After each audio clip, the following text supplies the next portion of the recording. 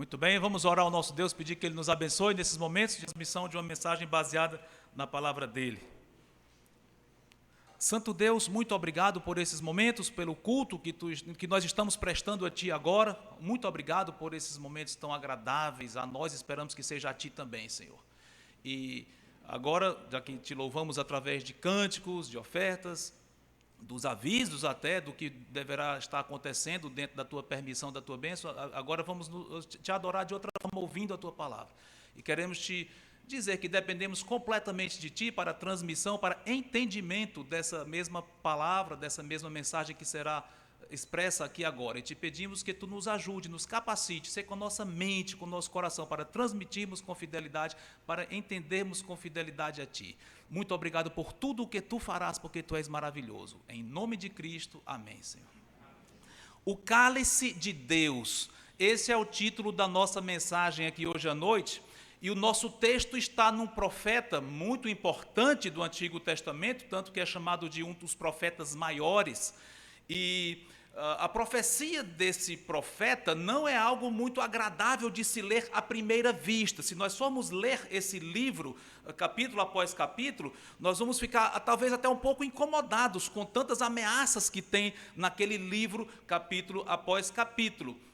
Tantas expressões da ira de Deus que está sendo derramada sobre o povo, especialmente o povo de Israel, é muito abundante isso naqueles capítulos escritos por aquele profeta. Mas, evidentemente, isso é palavra de Deus e ela é maravilhosa, mesmo quando ela nos incomoda, ela é maravilhosa. E mesmo naqueles capítulos difíceis de ler, digamos assim, de vez em quando raia uma luz por alguns momentos, ele nos mostra algo maravilhoso que vai acontecer além do juízo que estava às portas para o seu povo. Esse profeta, alguns o conhecem como o profeta chorão, alguns outros como o profeta solitário. De quem será que eu estou falando? Profeta Jeremias. E por que a profecia dele é um pouco difícil, digamos assim, no sentido de que traz muitas mensagens, muitas acusações e mensagens de juízo? Jeremias viveu numa época muito dramática do povo de Israel, talvez a época mais dramática de toda a história do povo, em que o grande juízo da conquista da Babilônia, quer dizer, a Babilônia conquistando Judá, conquistando Jerusalém, esse terrível evento trágico, dramático, estava às portas.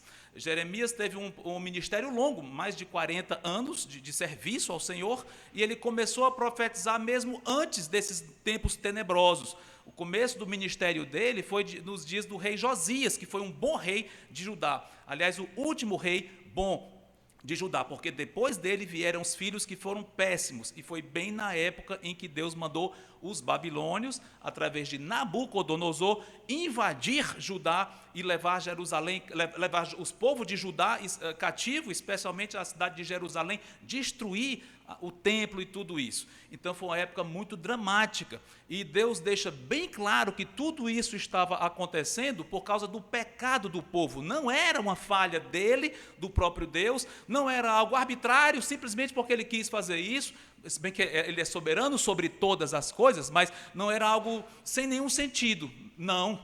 Tinha um motivo de ele estar fazendo essa tragédia com o povo. Aliás, a parte norte do reino, chamada de Israel, cuja capital era Samaria, já tinha sido levada para a Síria mais de 100 anos antes. Então, a parte norte do reino já estava destruída, digamos assim, e estamos na parte sul, onde Jeremias profetizou. E ele deixa bem claro, é por causa do pecado do povo de Israel, mais especificamente de Judá, que Deus estava enviando esses juízos. E entre os vários pecados do povo sobressaía a idolatria, que era uma agressão ao Senhor, era uma rebeldia contra a lei escrita de Deus. Pois nesse contexto em que Jeremias escreveu, em grande parte prevenindo o povo, o juízo está vindo, Nabucodonosor está vindo, e dizendo, se submetam a ele, Deus está mandando, vocês têm que se submeter, não se rebelem, isso vem de Deus, e ainda oferecendo oportunidades de arrependimento em cima da hora, mas dizendo, vem o juízo. É nesse contexto que vamos ler o nosso capítulo, o nosso texto, que trata do assunto que comentamos aqui. Vamos para Jeremias 25,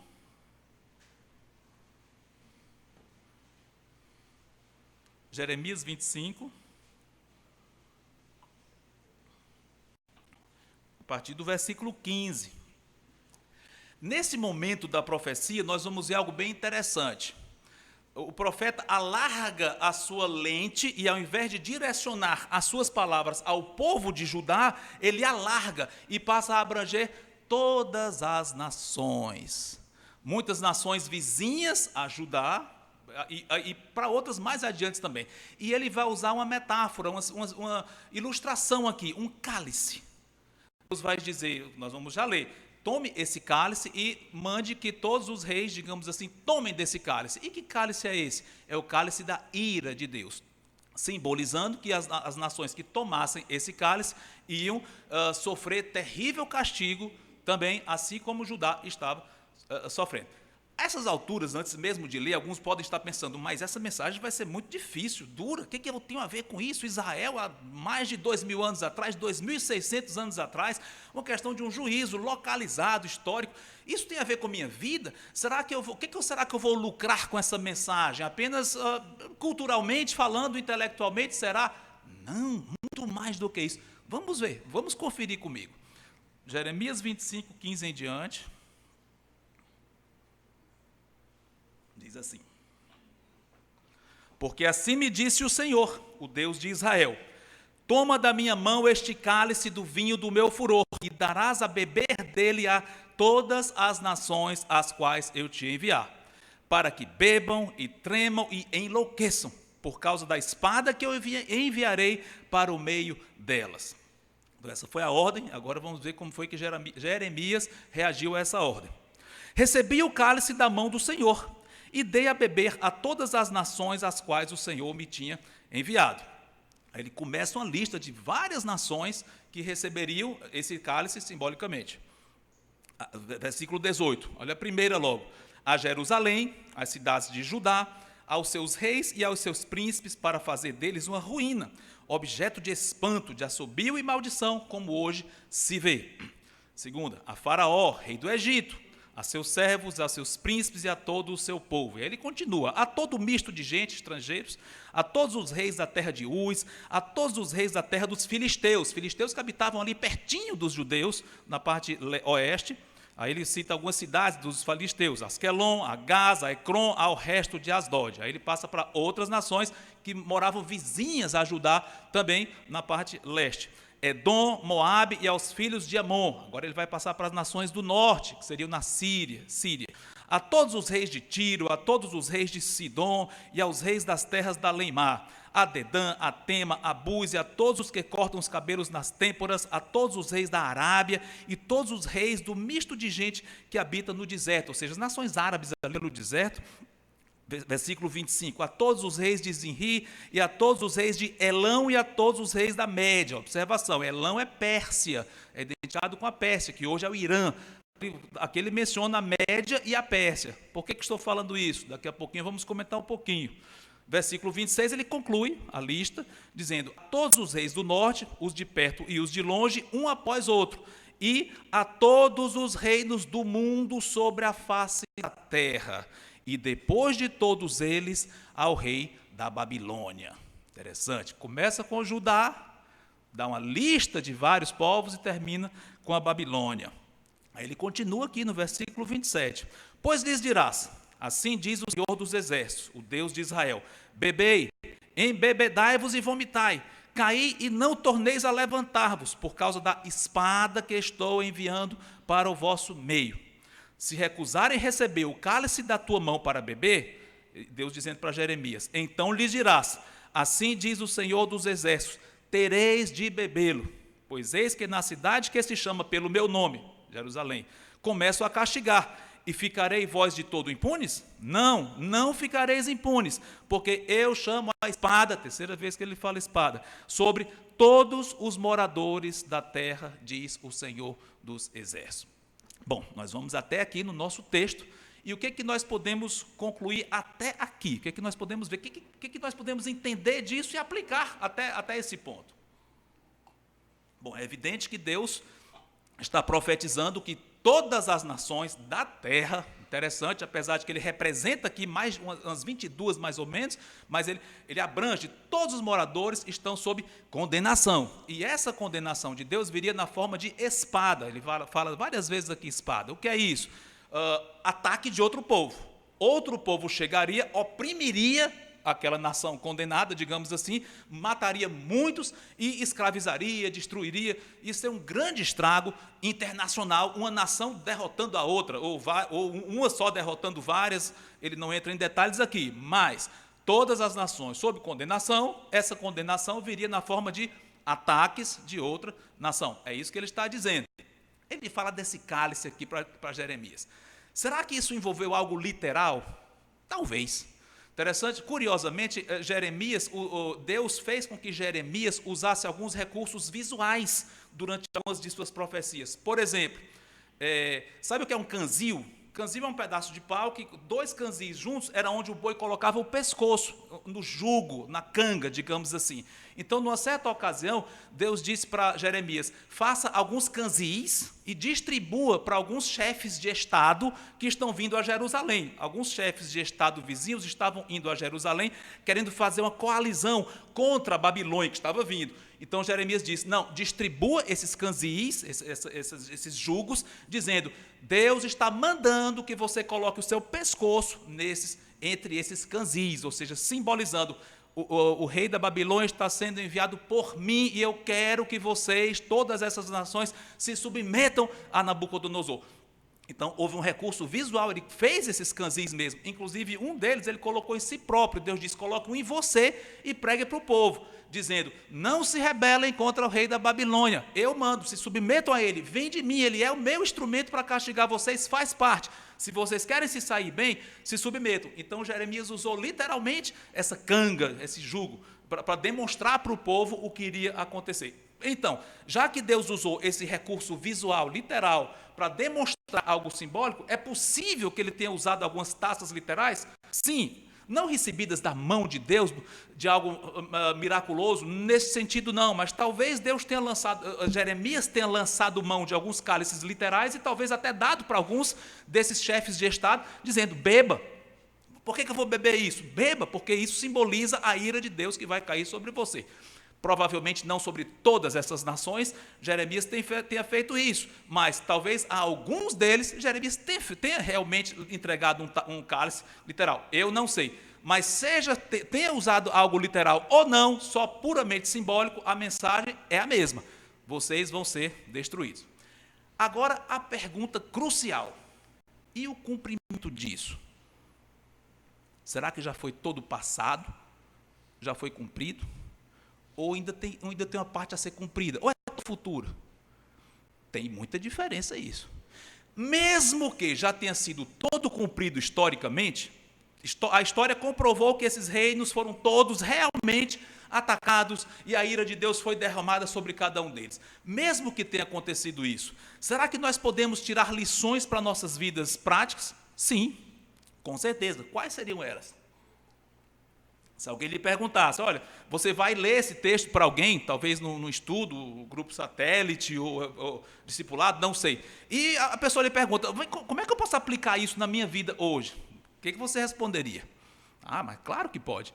Deus é soberano sobre todas as nações, soberaníssimo, ele faz o que ele quer, com quem ele quer, ele levanta nações na hora que ele quer, ele abate nações na hora que ele quer. Ou seja, nunca, nenhum povo no planeta chegou ao poder sem a vontade de Deus, sem a permissão de Deus. Não é que ele tenha gostado do que eles fizeram. Na sua soberania, Deus permite que coisas sejam feitas contra o que agrada a ele, mas ele permite. Então, primeira coisa, Deus é soberano sobre a política internacional. Ponto. Outro ponto, o homem é desesperadamente pecador, corrupto. As nações todas, a humanidade no geral, ele diz aqui, num desses versículos, nós vamos ler daqui a pouquinho, ele diz que tem contenda com toda a carne. Eu estou parafraseando um pouco, mas a humanidade é assim. E, outro ponto, Deus é santo, ele não só é soberano, mas ele age de acordo com a santidade dele, não de uma forma arbitrária, caprichosa, aleatória, não. Tudo ele faz de acordo com a santidade dele, ele faz juízo. O Pará, Ou ele faz agora, ou fará, mas um dia o juízo vem de acordo com a perfeição e santidade dele. Ou seja, são pontos que nós já podemos tirar desse texto. Pronto, basta isso aí. Mas, será que foi cumprido já? Será que nós podemos aí nos dar por satisfeito? Pronto, terminou a mensagem. Pronto, tem esses pontos para nós aplicarmos em nossas vidas e pronto. Poderia, mas vai muito além disso. As lições são bem mais profundas do que essas que já seriam boas lições. Sabe por quê? Porque eu creio que a profecia ainda não foi cumprida. Foi em parte. Houve cumprimentos parciais dela, sim. Historicamente, realmente, Jerusalém tombou diante dos babilônios naqueles mesmos dias de Jeremias, e a própria Babilônia foi destruída 70 anos depois, profetizado, curiosamente, neste mesmo capítulo aqui, um pouco antes, eu não li, não vou ler, mas versículos 11 e 12, é uma profecia impressionante, em que até o número de dias, aliás, de anos do cativeiro estava determinado, 70 anos, e Babilônia ia ser destruída, ou seja, houve cumprimentos, sim, até certo ponto, sim, mas esses cumprimentos não esgotam esse cálice. O cálice vai além, há um ponto em que fica evidente que não acabou ainda. Existem alguns aspectos maiores ainda que ainda não foram cumpridos. Como é que nós podemos saber disso? Ah, pastor, isso é só coisa da sua cabeça, é sua interpretação, porque você é dispensacionalista, isso mesmo. Então é por causa disso, então fiel à sua cartilha, você tem que defender isso. Será? Não, não é por isso não. Rapidamente vou comprovar biblicamente o porquê que nós podemos afirmar que essas profecias ainda aguardam a consumação plena, total. Isso aí é um pedacinho dela, o que já aconteceu. Pegando só o primeiro país a ser julgado e o último. Qual foi o primeiro, onde o juízo ia ser descarregado? O primeiro país que ia beber esse cálice da ira, qual era? Israel, Judá. Irmãos, a Bíblia está cheia de passagens que dizem que Israel vai passar por uma tribulação muito grande e depois dessa tribulação, ela será restaurada espiritualmente, vai se converter ao Senhor, vai ter paz entre as nações, não vai mais ser atacada por nenhum povo e o Messias vai reinar dentro dela. Pronto, são muitas passagens, aliás, são tantas que eu não vou nem mostrar aqui agora. Mas vai para Isaías capítulo 2, por exemplo. Eu não quero ser infiel ao que eu acabei de dizer, eu quero provar biblicamente, pois está bom. Aliás, não, o próprio Jeremias, é Jeremias capítulo 31, anotem essa referência. Eu não vou ler, não. É só porque eu disse que ia provar biblicamente e não quero depois dizer, você disse que ia provar biblicamente e não provou. Anotem aí, Jeremias 31, versículo 31 em diante. Pronto, anotem, depois vocês conferem se eu estou falando a verdade. Jeremias 31 em diante. Tá? Enfim, as promessas são: Israel vai beber o cálice da ira de Deus, vai, mas depois disso, quais são 3 pontos que vão acontecer que eu acabei de mencionar? Conversão ao Senhor, vai ser um povo santo, paz internacional, não vai mais ser atacado, e o Messias vai reinar neles. Pronto. Isso aconteceu com Israel? Não, nenhum dos 3 pontos. Interessante, Israel ali caiu sobre a Babilônia, naqueles mesmos dias de Jeremias, 70 anos depois voltou, ficou na terra, não se converteu. Em alguns pontos melhorou, realmente. O desterro para a Babilônia, o cativeiro babilônico, realmente mudou o povo em alguns pontos, especialmente a idolatria. Não consta mais que o povo idolatrou depois daquilo, foram curados da idolatria, mas não se converteram. Não, Israel não foi convertida como nação. Alguns judeus, sim, individualmente, mas não como nação. Israel ficou... voltando um pouquinho. 70 anos depois, volta para a terra. Passam-se alguns anos. Nos dias de Cristo, o que acontece com Israel? O cúmulo da rebeldia de Israel para com Deus. Rejeitam o próprio Filho de Deus e o crucificam, através dos romanos. Ou seja, o cúmulo da dureza de coração, a morte de Cristo, pelos judeus. Pouco depois disso, nova etapa desse cálice que os judeus beberam, nova porção desse cálice da ira. Como foi? Os exércitos romanos destruíram Jerusalém, destruíram o templo, segunda vez que o templo é destruído, e os judeus foram espalhados pelo mundo. Durante a era cristã passaram séculos espalhados sem sua terra, sofrendo terrivelmente nas mãos de vários povos, e talvez o ponto que mais nos choque, que represente bem o sofrimento que o judeu passou, seja o holocausto nazista, de não tanto tempo atrás que aconteceu, nós conhecemos bem a história. Isso mostra o quanto esse povo tem sofrido. Olha só, um povo que ainda tem bebido o cálice da ira de Deus. Mas o que aconteceu logo após a Segunda Guerra Mundial? O povo voltou de novo para a terra, estão lá em Jerusalém, aliás, na terra toda, né? Israel, toda a nação, e Jerusalém está lá, tudo direitinho, voltaram para a terra, mas se converteram? Não. Como o país continuam tão rebeldes quanto antes. No geral, o judeu comum, no geral, é tão incrédulo como qualquer outra nação da terra. Um dia vai voltar a ser povo de Deus, é outro assunto. Mas hoje, grande maioria, não aceita Cristo, se opõe ao Evangelho. Israel tem paz em relação aos inimigos? Não preciso nem responder essa pergunta. Abre o noticiário, quase todos os dias nós temos alguma notícia de ataques, de animosidade, ameaças das nações, quase todas ao redor de Israel, ameaçando ali. Só o que eles não têm é paz. E o Messias está entre eles? Claro que não. Ainda não. Ou seja, a profecia não foi cumprida. E nós temos profecias, o próprio Senhor Jesus Cristo, no seu famoso sermão profético de Mateus 24, nós não vamos lá, ele falou de tempos de tribulação como nunca ocorreram na história. E ele fala do anticristo, cumprindo a profecia de Daniel. Ou seja, vai ter um tempo de grande tribulação, ele usa esse termo, o anticristo vai estar lá sentado, no caso será no templo e tal, e os judeus vão ser perseguidos terrivelmente, mas logo depois ele volta e vai reinar entre eles. Pronto, o Senhor Jesus aponta isso lá para frente, ou seja, Israel ainda não esgotou o cálice da ira de Deus. Teve provas disso, já degustou, entre aspas, não quero ser irônico, mas ele já provou um pouco desse cálice, já, mas a parte que vai consumar mesmo é futura, na grande tribulação, que depois disso realmente vão se converter, e aí vai acontecer tudo aquilo. Ou seja, Israel, Judá, a primeira nação que, de acordo com Jeremias capítulo 25, beberia desse cálice, ainda não bebeu o cálice todo. Mas eu mencionei também que uma outra nação nós apontaríamos para mostrar que esse juízo não acabou ainda. Houve apenas prévias dele, mas a parte maior ainda aguarda cumprimento. Qual é a última nação que Deus disse que seria punida aqui? Babilônia. Qual é o versículo? 26. Depois de todos eles, o rei da Babilônia.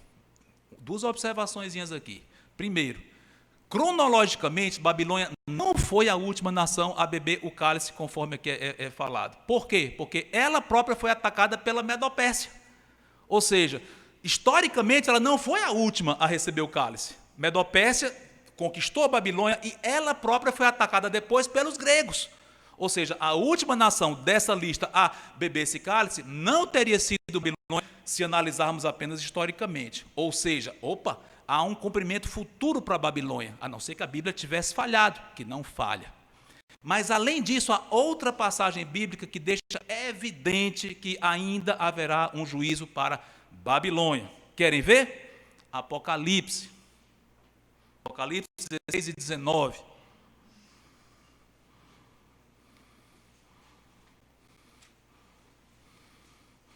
Apocalipse 16 e 19. Descrevendo já o finzinho da grande tribulação. Diz assim: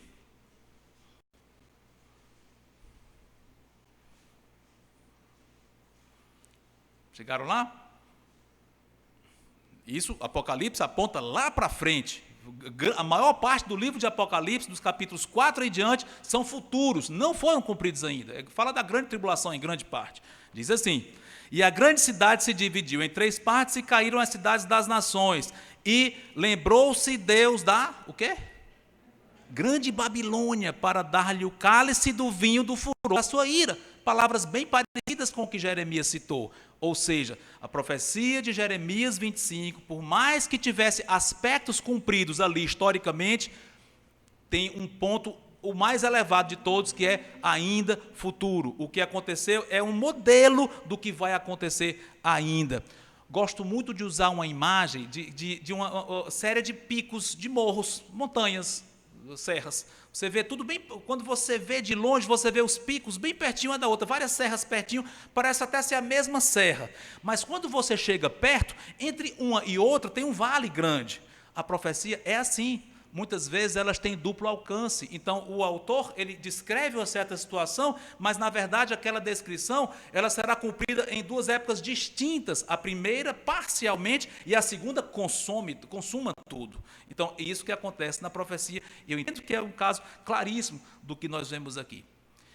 Alguém pode perguntar, tá bom, pastor Kelso, você falou de Jerusalém, de Judá, que realmente aguarda cumprimento, e Babilônia, que aguarda cumprimento. E as outras nações, como é que é? Será que não já foi cumprido isso, essa ira de Deus, o cálice já acabou para essas nações? Não.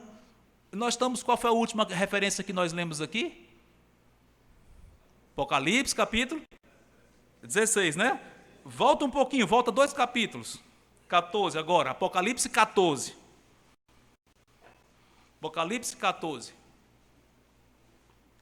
Ainda descrevendo pontos cruciais da grande tribulação, João diz assim, Apocalipse 14, 9 e 10. Seguiu-se a estes outro anjo, o terceiro, dizendo em grande voz, se alguém adora a besta, é o anticristo, e a sua imagem, e recebe a sua marca na fronte e sobre a mão, também esse beberá de quê? Do vinho da cólera de Deus, preparado sem mistura do cálice da sua ira, e será atormentado com fogo e enxofre diante dos santos anjos e na presença do Cordeiro. Olha só, pessoas de todas as nações, naqueles dias da grande tribulação, que se dobrarem diante daquele grande personagem mundial que vai surgir, que é o anticristo, pessoas que se dobrarem diante dele, se curvarem e aceitarem a sua adoração, essas vão beber o cálice da ira de Deus. Imagem bem parecida com o que Jeremias falou lá. Ou seja, essa profecia vai ser cumprida no fim dos tempos, é escatológica. Pessoas de todas as nações vão beber esse cálice aqui. Muito bem, vimos até aqui que a profecia foi cumprida parcialmente e só isso já nos traz algumas lições práticas para as nossas vidas acerca da soberania de Deus, da sua santidade, juízo e da pecaminosidade do homem. Mas nós vimos também que ela aguarda cumprimento. E com isso em vista, nós já podemos aumentar ainda mais os pontos em que aplicamos para nossas vidas. Qual é um ponto a mais que podemos aplicar? Estamos num mundo que está condenado. O mundo é como se houvesse uma espada em cima do mundo, uma espada gigante, pendurada por cima do mundo, de uma forma bem, com um fio de cabelo. Então, a qualquer momento, digamos assim, Deus vai cortar esse fio e a espada vai cair sobre o mundo. Essa é a ideia. Ou seja, estamos num mundo que está num perigo iminente, um perigo terrível, pior do que tantos desastres ecológicos que nós ouvimos nos noticiários e são terríveis mesmo, pior do que tsunamis, pior do que coisas terríveis que acontecem, que estão sempre na mídia. O mundo como um todo vai beber desse cálice. É esse o mundo em que nós vivemos. E daí nós já podemos tirar mais conclusões. O quê? Não coloca a vida aqui. Nossa vida não está aqui, o mundo não é um paraíso, o mundo não é um local para nós fincarmos raízes e desfrutarmos, como se diz, vamos curtir a vida. O mundo não é para isso, não. O mundo está sob condenação e nós temos que alertar as pessoas disso. Bom, isso aí já seria uma grande aplicação de tudo que nós lemos até aqui. Mas será que nós podemos ir além disso? Quanto a nós, o que aconteceu conosco em relação a esse cálice? O que aconteceu com você, comigo? Será que nós vamos beber desse cálice? O Jeremias aqui no capítulo 25, ele fala que todas as nações vão beber. Aliás, existe um versículo que nós não lemos, mas eu queria ler agora, Jeremias 25, 31, voltando um pouquinho. Não precisa chegar lá se não quiser, mas diz assim, Jeremias 25, 31, é um a mais. Chegará o estrondo até a extremidade da terra, porque o Senhor tem contenda com as nações e entrará em juízo contra toda carne. Os perversos entregará a espada, diz o Senhor. Ou seja, o mundo está assim. E nós? estamos incluídos no mundo, nós somos habitantes do mundo, nós somos pecaminosos, nós somos pecadores, nascemos cortados de Deus, todos nós. Ou seja, biblicamente falando, nós pertencemos à categoria dos perversos, no sentido de que nascemos cortados de Deus e dentro de nós não mora nenhum bem. E agora, o que aconteceu conosco? Nós vamos beber esse cálice da ira de Deus? Não. Por quê? Deus arbitrariamente resolveu tirar esse cálice de você. Por quê? Porque nós somos eleitos. Eu creio na doutrina da eleição. Correto, eu também creio. Mas é só isso. Deus elegeu e pronto, então vou tirar o cálice arbitrariamente. Você não vai tomar o meu cálice. Você vai tomar, você não vai. Por quê? Deus estaria sendo justo fazendo isso dessa forma?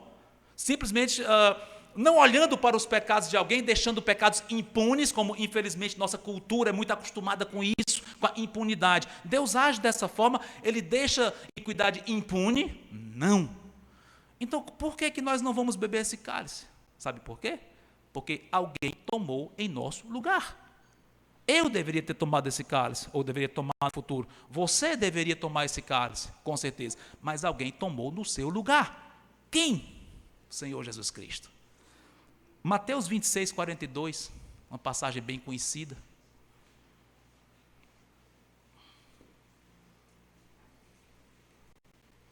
Mateus 26, 42.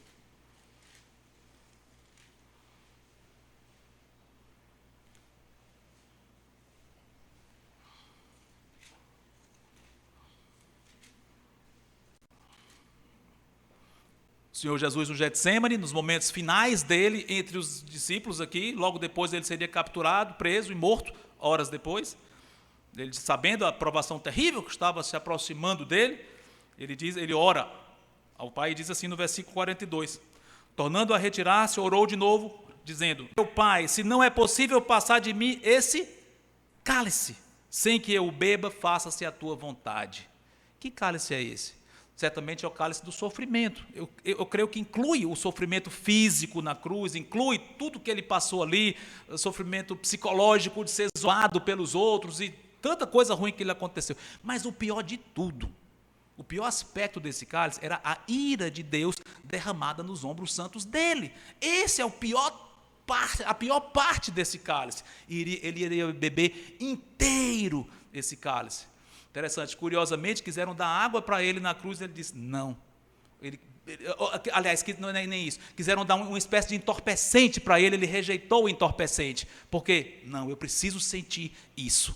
Ele poderia ter sido um pouco anestesiado daquilo, mas nem isso ele quis. Não, eu tenho que sofrer a ira do Pai. Interessante, ele sofreu toda a ira de Deus pelos pecados dos homens, não contra ele próprio, porque ele não tinha pecado nenhum. O Pai se agradava imensamente dele. Minha alma se compraz em ti, ele disse em mais de uma ocasião.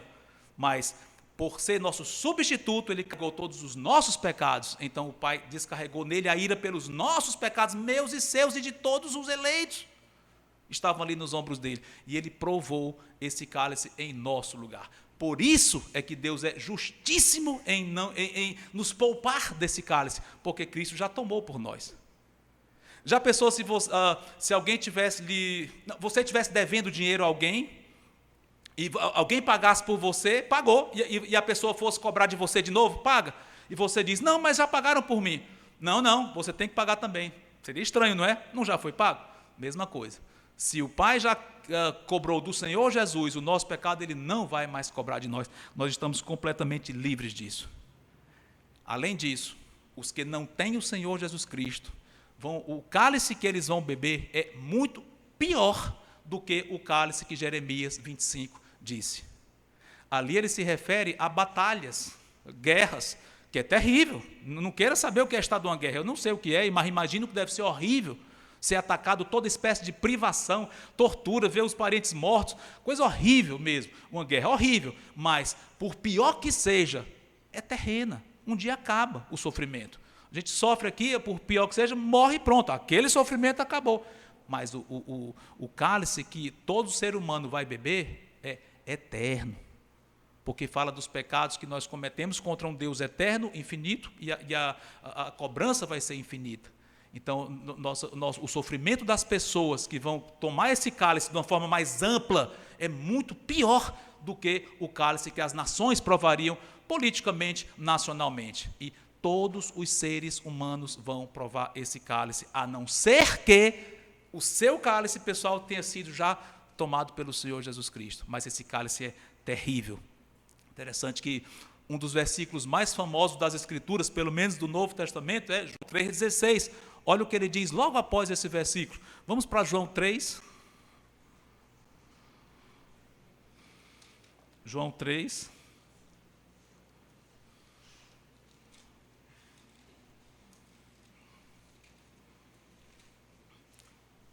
Dois versículos depois do famoso versículo do João 3,16. João 3,18.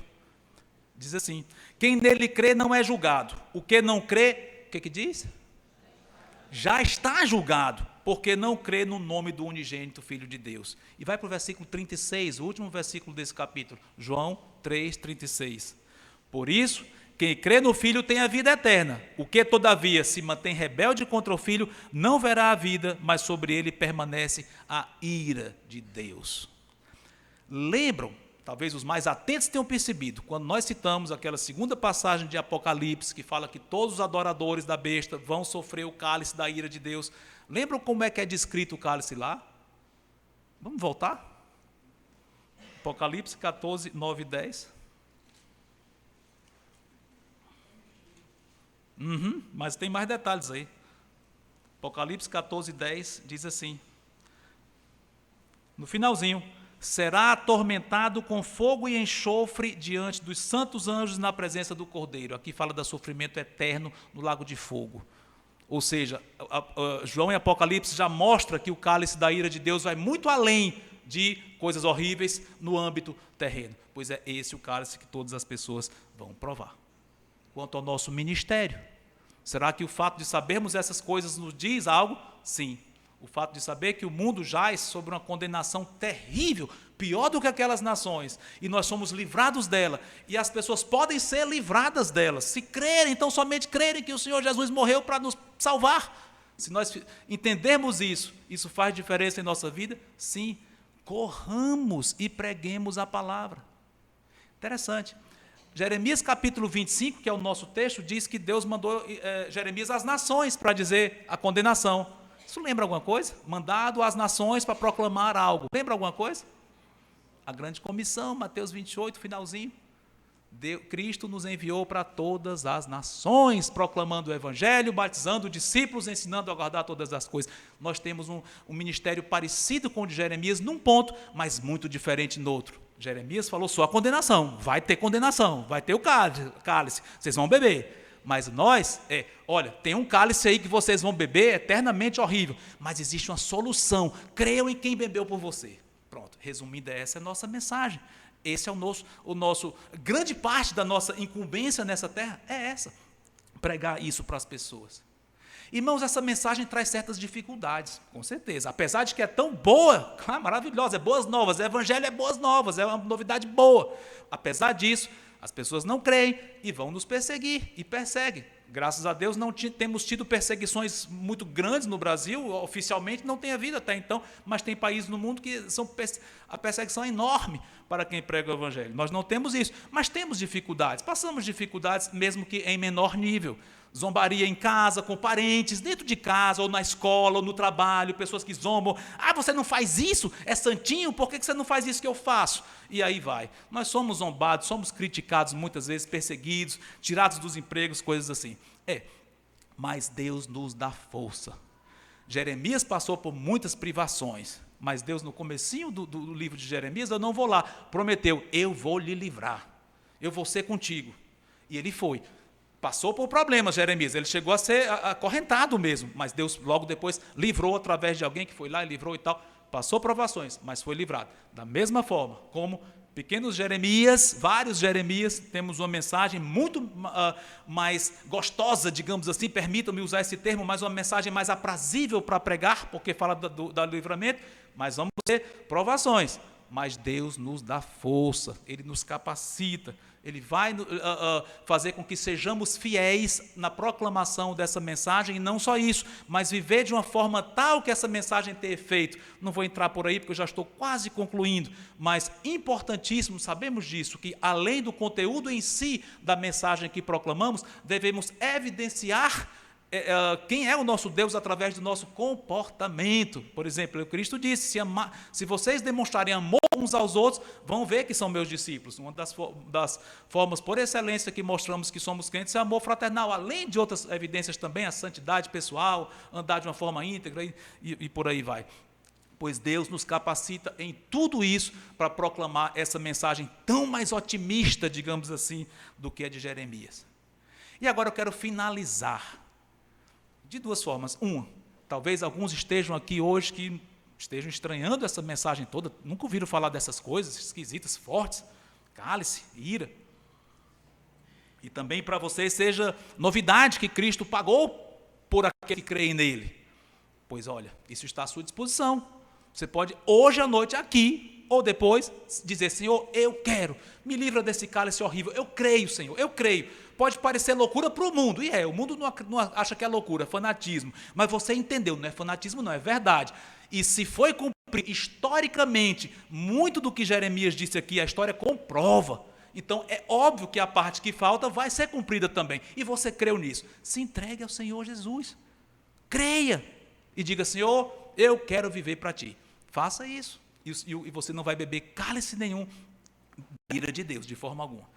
E agora um outro ponto para a gente realmente concluir é, quanto a nós que já somos do Senhor, que nós já não temos mais esse cálice de ira para tomar, nunca mais vamos provar dele, mas nós temos um outro cálice. E eu não me refiro agora ao cálice do sofrimento, que tem também. Num certo sentido, nós compartilhamos até certo ponto o cálice do sofrimento de Cristo, não no aspecto da ira de Deus, não, mas em termos de sofrimento. Então, Paulo fala acerca de sofrimentos de Cristo que nós ainda temos e tal. Faz parte da vida cristã, nós seguimos os passos de Cristo. É verdade, há alguns aspectos do cálice de sofrimento que nós compartilhamos, não da ira, mas de sofrimento em si. Mas não é a isso que eu me refiro. Nós que tivemos o cálice da ira tirado de nós, Deus nos deu outro cálice, um cálice delicioso, que vai ser consumado completamente quando estivermos com o corpo novo, glorificado, quando Cristo voltar e arrebatar a sua igreja. Essa é a consumação. Mas mesmo antes disso, aqui, em pleno mundo tenebroso, cheio dessas nações que estão debaixo da ira de Deus, mesmo aqui, na presença dos nossos inimigos, nós temos um cálice que transborda. A comunhão com o Senhor, tantas delícias que Ele dá às nossas almas, tantas bênçãos, coisas que pessoalmente Ele fez com a sua vida, talvez bênçãos que você nem compartilha com ninguém, são aparentemente tão pequenas, mas você viu a mão de Deus ali, você viu as impressões digitais, pode ser coisa mínima, mas você viu, Deus me deu isso para alegrar o meu coração, Senhor, muito obrigado, ou coisas maiores que seja, mas todos nós provamos delícias que Deus nos dá, bênçãos que vêm dEle.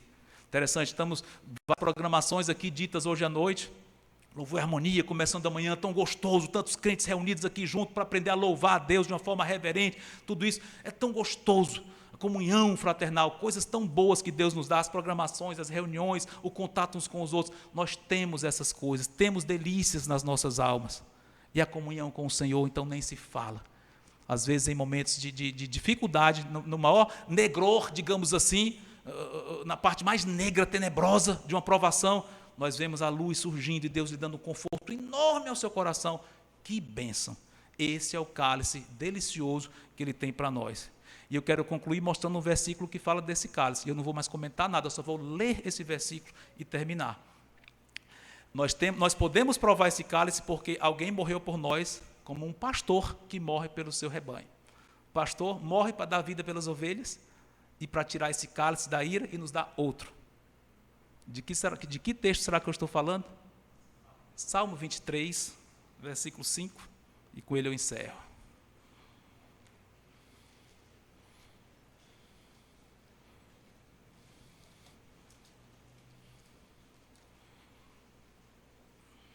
Salmo 23 e 5.